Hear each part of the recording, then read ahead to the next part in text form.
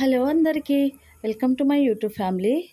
So first of all మనం తిరుపతి వెళ్తాం కదా. సో ఇది కపిల తీర్థం ఒక బ్లాగ్ అన్నమాట.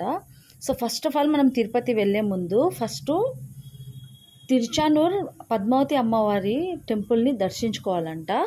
సో తర్వాత మనం కపిల తీర్థంకి వచ్చి అక్కడ స్నానం చేసుకొని తర్వాత శ్రీనివాస స్వామికి వెంకటేశ్వర స్వామిని దర్శనం చేసుకుంటే మన కోరికలు అనేది తొందరగా ఫలిస్తాయంట.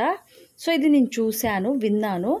సో మీరు ఎప్పుడైనా తిరుపతి వెళ్ళాలనుకుంటే ఫస్ట్ తిరుచానూర్ అమ్మవారి దగ్గర పద్మావతి అమ్మవారి దగ్గర వెళ్ళి దర్శనం చేసుకొని తర్వాత కపిల తీర్థానికి వచ్చి దర్శనం చేసుకోండి.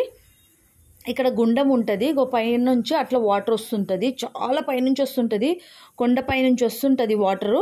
సో ఇప్పుడైతే మేము వర్షాకాలంలో పోయినాం కాబట్టి కొంచెం వర్షం ఎక్కువనే పడుతుండే, అందుకు చాలా ఫ్లో ఎక్కువ ఉండే అన్నమాట. అంతమందిని వెళ్ళనిస్తలేరు, టైంకి అది చాలా తొందరగా నిండిపోతుంది అన్నమాట.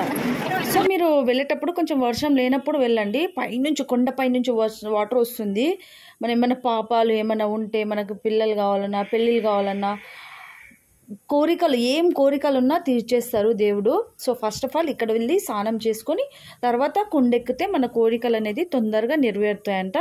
సో ఇక్కడ మేము వచ్చి పైనుంచి అక్కడ నుంచి మనం కొండపైన దిగి తర్వాత ఇక్కడ రావడానికి 20 రూపీస్ తీసుకుంటారు ఆటోకు. సో వెళ్ళడానికి 20. ఇక్కడ మంచిగా దేవుని దర్శనం చేసుకొని శివయ్య దర్శనం చేసుకొని చూడండి, వాటర్ ఇక్కడ నుంచి వస్తుంది, చూడండి ఎంత పైనుంచి వస్తుందో.